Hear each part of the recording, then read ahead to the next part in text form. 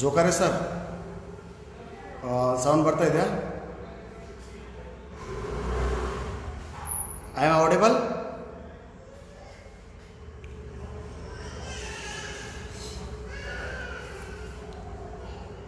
ಓಂ ಶ್ರೀ ಗುರು ಬಸವಲಿಂಗಾಯ ನಮಃ. ಮಾನವಾರ್ತೀತ ಮಹಾವೀರ ಬುದ್ಧಂ ಮಾನವೇಯಾದಿ ಲಕ್ಷಣಂ ಬಸವರೂಪಂ ಬಸವಲಿಂಗಂ ಮುಂದೆ ಮುಂದೆ ಜಗತ್ತಕ್ಕೆ. ಸೃಷ್ಟಿಕರ್ತ ಪರಮಾತ್ಮ, लिंगायत धर्म संस्थापक, स्त्री को उद्धारक, गुरु बसवेश्वर को अपने हृदय मंदिर में ध्यान करते हुए आज का ये सुंदर रविवार, आज के अनुभव मंडप ई अनुभव मंडप कार्यक्रम में उपस्थित सभी मान्यवर, कार्यकर्ता और शरण शरणियों को मेरा अनंत शरणों शरणार्थी। मैं संतोष कंगड़े लिंगायत हैदराबाद से आज ई अनुभव मंडप के कार्यक्रम में मैं पार्टिसिपेट कर रहा हूँ। ये जो ई अनुभव मंडप का जो कंसेप्ट चल रहा है, टोटल लॉकडाउन की वजह से ई अनुभव मंडप का कंसेप्ट स्टार्ट हो गया और एक इतना सुंदर कंसेप्ट है कि हम यहाँ बैठकर सारी दुनिया तक अपने विचार पहुँचा सकते हैं।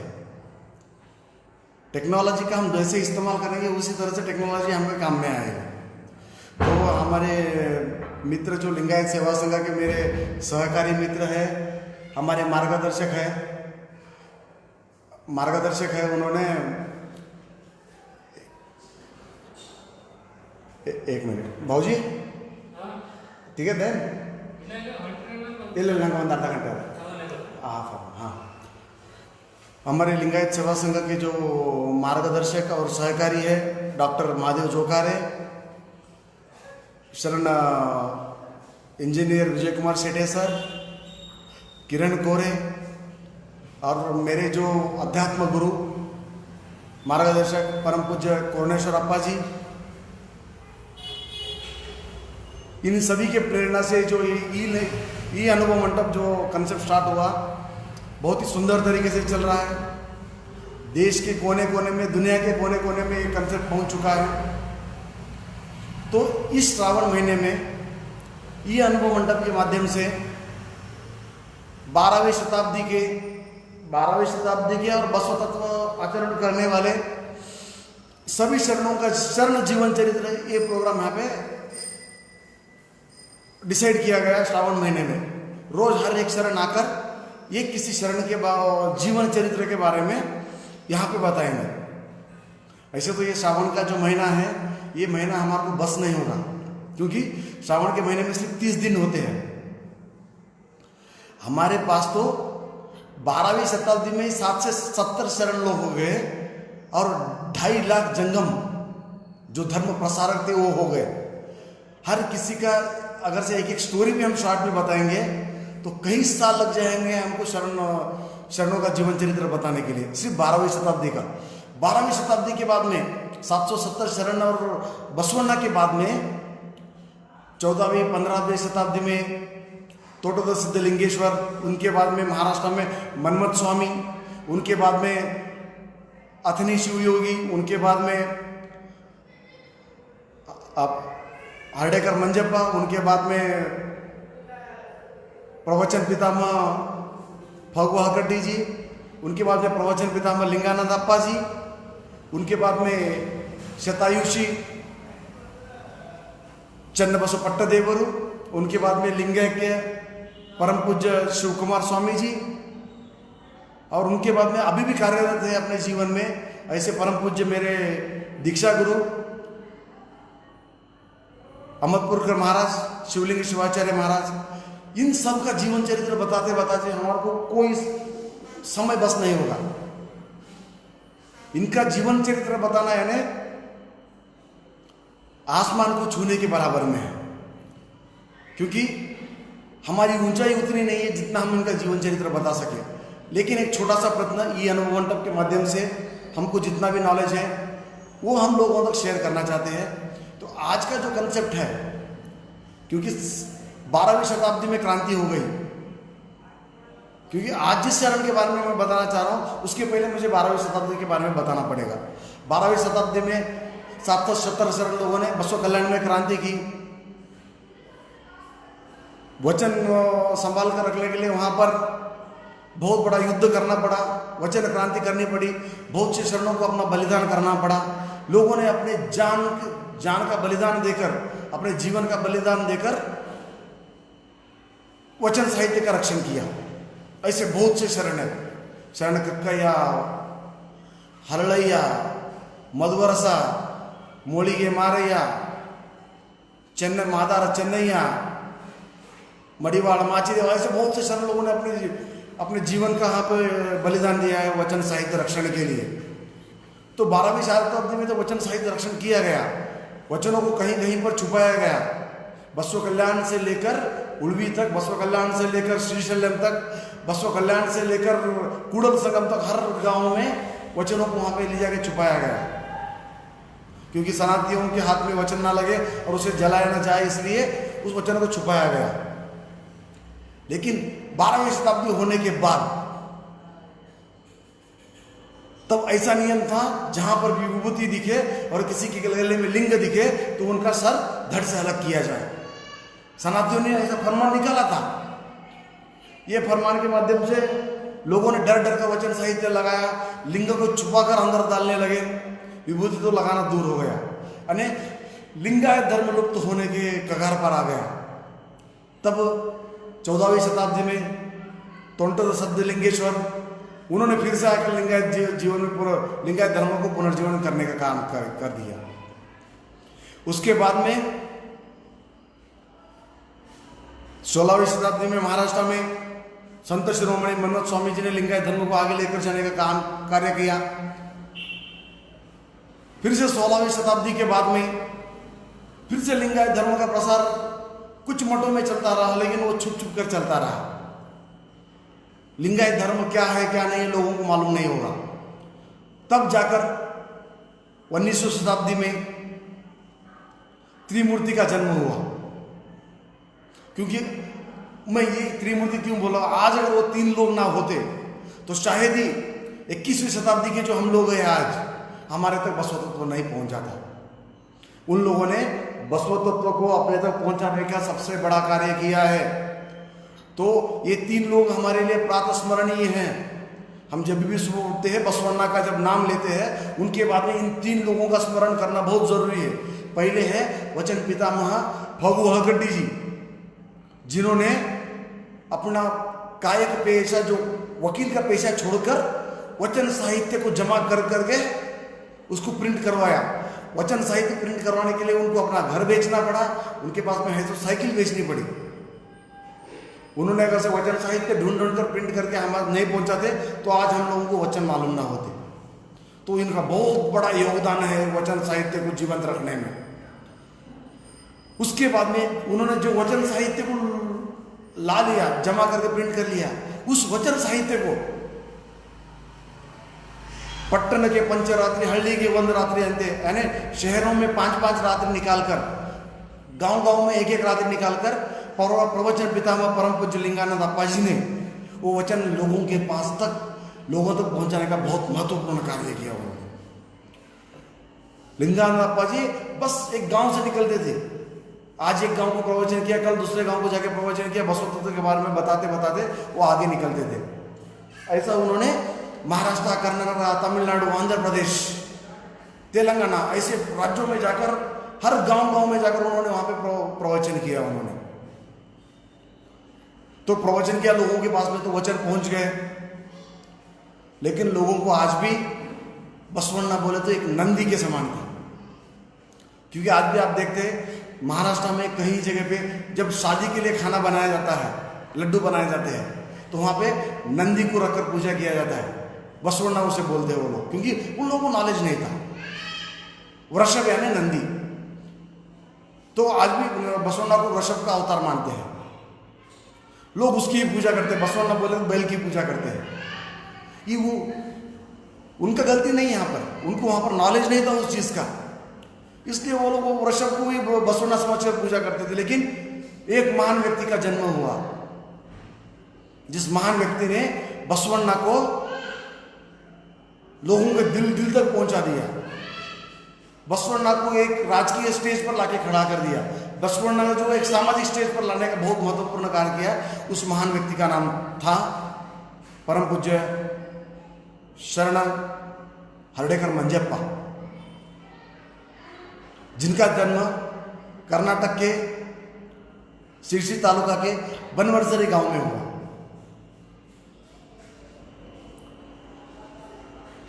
उम्र के 7 से 8 साल तक वो अपने गांव में ही अपना एजुकेशन कंप्लीट किए। उसके बाद में माध्यमिक एजुकेशन के लिए वो सिरसी शहर में आ गए। परम पूज्य शरण हर्डेकर मंजप्पा नासिक बसव तत्व अनुयायी थे। वो बसव तत्व प्रचारक, एक मंजे हुए लेखक थे, वो बहुत बड़े संपादक थे। उन्होंने आदिवासी लोगों में जन आंदोलन करने का बहुत बड़ा कार्य किया। समता आंदोलन के वो बहुत बड़े अनुयायी थे। उन्होंने स्त्री समता और अस्पृश्यता के लिए बहुत लड़ाइयाँ लड़ी साथ में। क्योंकि देखिए, सिर्फ कोई व्यक्ति धार्मिक होने से नहीं होगा। आज 21वीं शताब्दी है। 21वीं शताब्दी में राजकीय स्टेज पर और सामाजिक स्टेज पर धर्म का अगर प्रचार करना है तो राजकीयता और सामाजिकता भी हमें चाहिए। तो बसवण्णा को सामाजिक स्तर पर और राजकीय स्तर पर लेने किए जाने का 19वीं शताब्दी में सबसे बड़ा कार्य किया हर्डेकर मंजप्पा जी ने, क्योंकि वो एक राष्ट्रप्रेमी थे। उन्होंने राष्ट्रव्यापी आंदोलन में अपने बहुत बड़ा योगदान दिया। उन्होंने जब अपना माध्यमिक एजुकेशन कंप्लीट किया, उसके बाद में वहीं पर उन्होंने सिरसी में ही उनको एक माध्यमिक शिक्षक की नौकरी लगी। उनकी तनख्वाह थी उस टाइम में 7 रुपये। तो उन्होंने लोगों को विद्यादान करने का भी कार्य किया। उनका तनख्वाह उस टाइम में 7 रुपये था। कार्य करते करते ही उनको राष्ट्रव्यापी आंदोलन के बारे में पता चला। लोकमान्य तिलक, महात्मा गांधी, इन लोगों ने जो आंदोलन चलाया, उस आंदोलन के बारे में जब पता चला उनको, उस आंदोलन के ऊपर कार्य करते करते उन्होंने मराठी भाषा में धनुर्धारी वो संपादक भी निकाला, एक साप्ताहिक निकाला धनुर्धारी। क्योंकि सिरसी ये जो गांव है बेलगांव डिस्ट्रिक्ट में आता है, तो बेलगांव बॉर्डर रहने की वजह से वहाँ पे आज भी मराठी और कन्नड़ दोनों भाषा चलती है। तो वहाँ पे हर्डेकर मंजप्पा जी, उनको तमिल भी आता था, कन्नड़ा भी आता था और मराठी भी आता था। तो उन्होंने मराठी में एक जो साप्ताहिक निकाला धनुर्धारी साप्ताहिक, उस साप्ताहिक के माध्यम से वो लोगों तक अपने स्वतंत्रता के जो कार्यक्रम चल रहे हैं वो लोगों तक पहुंचाया करते थे। तो आगे चलकर उनको स्वतंत्रता लड़ाई में इतना इंटरेस्ट आने लगा कि उन्होंने अपने टीचर की ड्यूटी छोड़ दी और आगे अपने वो स्वतंत्रता संग्राम में निकल पड़े। स्वतंत्रता संग्राम में कार्य करते करते जब वो बसव तत्व के बुक पढ़ रहे थे, उनके जीवन का बहुत बड़ा टर्निंग पॉइंट आ गया वो। क्योंकि देखिए, आज भी समाज में वेश्यावृत्ति, दासी वृत्ति, इन लोगों को समाज में आज भी गौरव का स्थान नहीं है। आज भी उनकी तरफ एक अलग नजरिए से देखा जाता है। तो शरण हर्डेकर मंजप्पा जी दासी पुत्र थे। तो दासी पुत्र थे इसलिए उनको समाज में एक अलग नजरिए से देखा जाता था। कोई सामाजिक कार्यक्रम में या धार्मिक कार्यक्रम में उनको ज़्यादा इन्वॉल्व नहीं हुआ करते थे, होने नहीं देते थे। तब उन वचन पढ़ते पढ़ते बसवण्णा का एक वचन, सुंदर सा वचन उनके सामने आ गया, दासी पुत्र हो या वेश्या पुत्र, लिंग दीक्षा लेने के बाद वो पूजनीय है, वो वंदनीय है। अगर आप उनको पूजा ना करोगे, उनको वंदन नहीं करोगे, तो ये महापातक होगा कूड़ला संगम देव। यानी एक बार लिंग दीक्षा लेने के बाद में हमारे पास में जाति, वर्ण, लिंग भेद ये कुछ भी नहीं रहता। तो जो कोई भी अगर लिंग दीक्षा लेंगे तो हमारे लिए पूजनीय और वंदनीय है, ये वचन उन्होंने पढ़ा। ये वचन पढ़ने के बाद में उन्होंने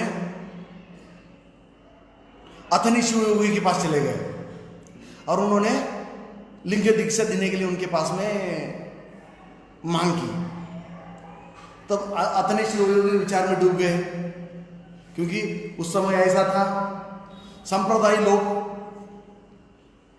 अस्पष्ट लोगों को वहां पे छुआछूत के लिए ये करते थे, पास में नहीं आने देते थे।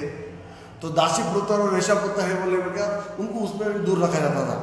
जब अथनी शिव योगी सोचने लगे तब हर्डेकर मंजप्पानी ने उनको बसवण्णा का ये वचन बताया। उन्होंने बताया, गुरुजी आप बसव तत्व प्रसारक है, आप धर्मगुरु हैं। जब आप धर्म का प्रसार कर रहे हो, जब वचन बता रहे हो तो उसका पालन करना आपका कर्तव्य है। तो ये बसवण्णा का वचन है। दासी पुत्र वेश्या पुत्रों को भी लिंग दीक्षा देने के लिए बसवण्णा ने उनके वचन में लिखा गया है।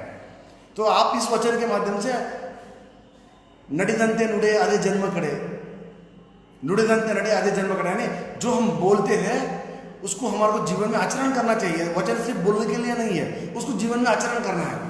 ऐसा उन्होंने कठोर शब्दों में उनको 4 बात सुनाए।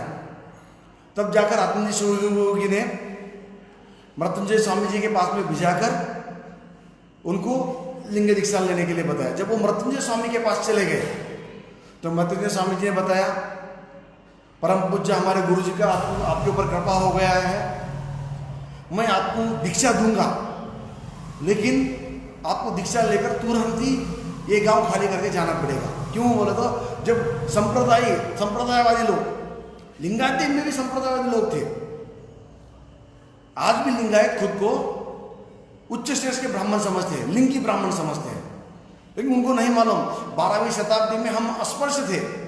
इस अस्पर्श को उन्होंने बसवण्णा ने लिंग दीक्षा देकर गले में लिंग डालकर हमको लिंगायत बनाया।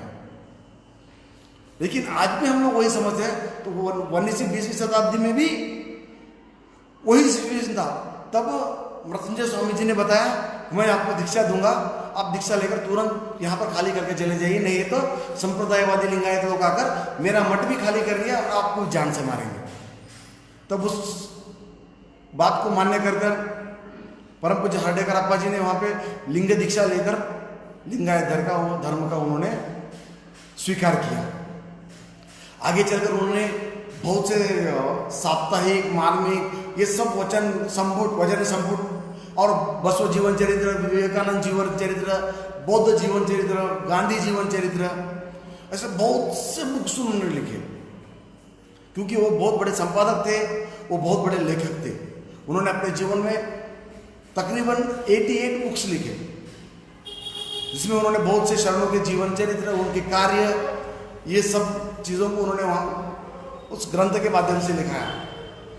जब वो दीक्षा लेकर चले गए और आगे धर्म प्रसार करने लगे तो उनके मन में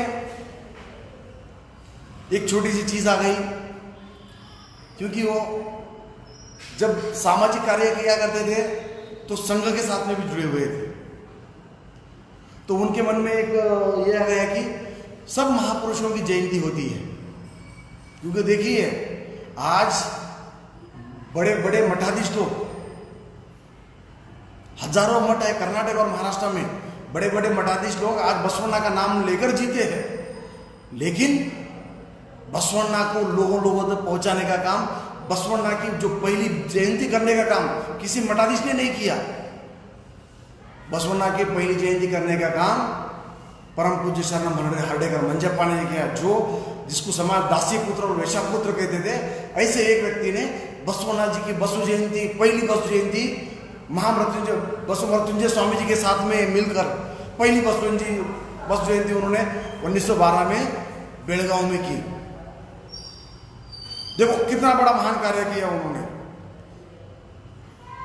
आज उसी बसु जयंती को ऑस्ट्रेलिया, कनाडा, इंग्लैंड, हर जगह पे बसु जयंती को मनाया जाता है। तो इसका पहले सबसे बड़ा श्रेय जाता है परम पूज्य हर्डेकर मंजप्पा जी को, जिन्होंने अपना जीवन का बहुत कीमती समय समाज कार्य में और राष्ट्र कार्य में निकाला। जब उन्होंने बसु जयंती की, बहुत तकलीफ लेना पड़ा उनको बसु जयंती के लिए, लेकिन बसु मरचुंडे स्वामी जी का उनको बहुत सपोर्ट मिला। उस सपोर्ट के माध्यम से उन्होंने पहली बसु जयंती बहुत यशस्वी रहता पार की। उन्होंने पार करने के बाद में ऐसे ही सामाजिक कार्य करने को शुरू कर दिए। तब राष्ट्रव्यापी आंदोलन चल रहा था, 1940 का समय था। उस टाइम उनका संपर्क गांधी जी से हुआ, क्योंकि जब उन्होंने बसु तत्व का आचरण किया तो बसु तत्व का प्रसार, दासोह, कायका, ये सब काम करना शुरू कर दिए उन्होंने। तो जब उनका संपर्क गांधी जी से हुआ, वो बहुत बार साबरमती आश्रम चले गए, गांधी जी के साथ में बैठ के चर्चा की है। जब भी वो गांधी जी के साथ में चर्चा किया करते थे तब बसवण्णा जी का बसव तत्व वहाँ पे और गांधी जी के साथ में चर्चा करते थे। उन्होंने गांधी जी को बहुत से बुक दिए बसवण्णा के बारे में। तब जाकर जब 1942 में अखिल राष्ट्रीय कांग्रेस का अधिवेशन हुआ बेलगांव में, उस बेलगांव अधिवेशन के लिए गांधी जी आए हुए थे। उस अधिवेशन को आने से पहले गांधी जी ने बहुत एरिया में अधिवेशन करके आए थे। उस अधिवेशन बहुत एरिया में अधिवेशन का जो तैयारी होता है, वहाँ का जो मैनेजमेंट होता है, उन्होंने बहुत देखा था। लेकिन जब वो बेलगांव में आए, बेलगांव के अधिवेशन में, वहाँ का जो उन्होंने मैनेजमेंट देखा, जो वहाँ का जो व्यवस्थापन देखा, गांधी जी बहुत प्रभावित हो गए। इसके पहले जितने व्यवस्थापन देखे थे उससे बहुत हटकर व्यवस्थापन था। वहाँ पे लोगों को हर जगह पर बैठने के लिए सुविधाएं थी, खाने के लिए, दासों के लिए सुविधाएं थी। तब उन्होंने जाकर पूछा कि इतना सुंदर व्यवस्थापन किसने किया। तो वहाँ पे किसी ने आकर बताया कि हरडेकर मंजप्पा जी है, उन्होंने किया। तब वो हरडेकर मंजप्पा जी के पास आ गए। वहाँ पर आकर उन्होंने पूछा ये सब व्यवस्था आपने कैसे किया। उनके जगह पर अगर कोई होता तो उन्होंने बोला कि मैंने ऐसे ऐसे किया, लेकिन नहीं। जब हरडेकर मंजप्पा जी ने बसव तत्व का स्वीकार किया था, उसका आचरण करते थे, तब उन्होंने बोला ये मैंने नहीं किया है, ये 12वीं शताब्दी में गुरु बसवण्णा जी ने कैसे कार्य करना है, ये उन्हीं का व्यवस्थापन है। ये दासों कैसे करना है, सब 12वीं शताब्दी में हमारे चरण लोगों ने हमें सिखाया है, उसी के मैं आगे लेकर चल रहा हूं। तब उस दिन के अधिवेशन में गांधी जी ने एक सुंदर वाक्य निकाला, उनके मुंह से एक सुंदर उद्गार निकले कि आज मैं जो अस्पृश्यता आंदोलन चला रहा हूं, समता आंदोलन चला रहा हूं, ये आंदोलन करता मैं नहीं हूं। ये जो पॉइंट्स है, इसको लाने वाला मैं नहीं हूं। इसको मेरे से बहुत साल पहले, 900 साल पहले 12वीं शताब्दी में गुरु बसवण्णा जी ने लाया था। स्वातंत्र, समता, दासोह, ये सब गुरु बसवण्णा जी ने लाया था। मैं तो सिर्फ उनका साधक हूं। उन्होंने जो पॉइंट्स बताए, जो पॉइंट जीवन में लाए, उसको मैं आगे लेकर लोगों को समझा रहा हूं। मैं तो सिर्फ उनका उपासक हूं। मैं अगर बसवण्णा जी और कुछ साल जीते तो वो सिर्फ भारत देश को ही नहीं, पूरा विश्व को वंदनीय रहते। ऐसे सुंदर से उद्गार महात्मा गांधी जी ने उस टाइम में निकाला। यानी महात्मा गांधी जी ने जो समता का आंदोलन और अस्पृश्यता का आंदोलन और स्वातंत्र का आंदोलन जो लिया था, ये तीनों पॉइंट टोटली बसव तत्व से उन्होंने लिए थे। इसलिए वो भी बसव तत्व के बहुत बड़े अनुयायी थे उन्होंने। तो इस तरीके से लिंगायत धर्म को राजकीय स्तर पर लेके जाने का कार्य परम पूज्य हरडेकर मंजप्पा ने किया। आगे देश स्वतंत्रता के लिए वो बहुत बार जेल में चले गए। उन्होंने स्टूडेंट्स के लिए एक हॉस्टल बनवाया। साथ में उन्होंने लिंगायत युवाओं के लिए बसवेश्वर युवा समिति बनाई। उन्होंने उस समिति के माध्यम से उन्होंने बहुत से कार्य किए। ये कार्य करते करते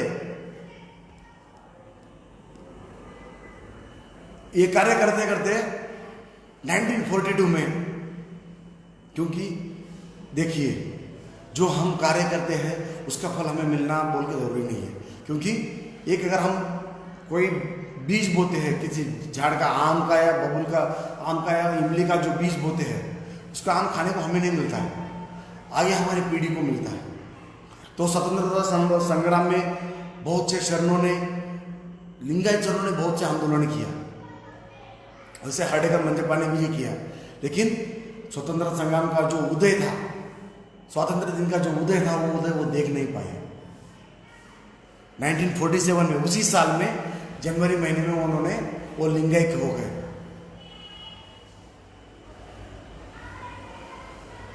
तो स्वतंत्र देश को स्वतंत्र मिलने से 7 महीने पहले वो लिंगायत हो गए। तो कहीं ना कहीं देश के स्वतंत्रता का उनका बहुत बड़ा योगदान था। उस योगदान के माध्यम से उन्होंने आज हमको स्वतंत्र किया। और सामाजिक लेवल पर, राजकीय लेवल पर गुरु बसवण्णा जी को लेके जाने का बहुत बड़ा सुंदर कार्य हर्डेकर मंजप्पा ने जी ने किया। अगर ये आज हर्डेकर मंजप्पा जी ना होते तो आज शायद कहीं पर बसव जयंती ना होती। आज हमें उन पर गर्व होना चाहिए कि एक निचले स्तर के घर से आकर उन्होंने आज पूरी दुनिया में बसव तत्व को पहुंचाया। उन्होंने ऐसे परम पूज्य हर्डेकर मंजप्पा जी का आज जीवन चरित्र मैंने बताया। कुछ बताने में मेरे से कुछ वर्ड कुछ गलत हो गए होंगे, हो आपका मैं छोटा भाई, आपका बेटा समझकर आप मुझे यहाँ पर माफ़ कर दें। और हमारे पदाधिकारियों ने, लिंगायत सेवा संघ के पदाधिकारियों ने मुझे ये सुंदर सा अवसर दिया, मुझे इस लायक समझा कि मैं परम पूज्य हर्डेकर मंजप्पा के जीवन चरित्र बता पाऊँ। उन्होंने मुझे ये संधि दी, उनको मैं मेरी तरफ से अनंत शरणु शरणार्थी कहता हूँ। और आप शरण लोग, सब लोग जो अपना कीमती समय देकर यहाँ पर ये प्रवचन सुने, इसलिए आपको भी अनंत शरणु शरणार्थी। ओम श्री गुरु बसवलिंगाय नमः।